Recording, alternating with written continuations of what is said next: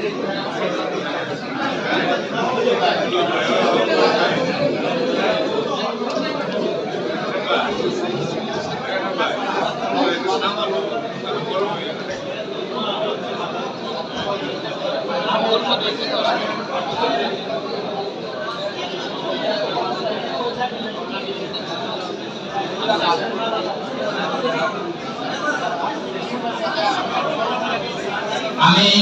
মানে ওই যে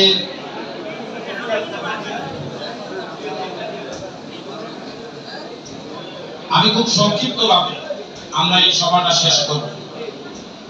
যেমন নারী শিশু নির্যাতন দমন ট্রাইব্যুনাল, এটা একটা আলাদা বিচার, এটার আলাদা চার্জশিট, এবং এটা আমাদের হাবিবুল্লাহ স্যার ছিলেন, তিনি আমাদের এখানে সিটিএম ছিলেন। পরবর্তী সময়ে তিনি নারী শিশু ওয়ান হিসাবে আমাদের দেশে এসেছেন, একজন আইনজীবী বান্ধব মানুষ। তো বক্তৃতাটা আমরা দুইটা স্টেজে বন্য বিচারককে আমরা প্রভাব রাখছি। তো আমি প্রথমত আমি সংক্ষিপ্তভাবে বক্তৃতা দেওয়ার জন্য আমাদের ভারপ্রাপ্ত যিনি ছিলেন, আমাদের ভারপ্রাপ্ত জেলা জজ, প্রথম আদালত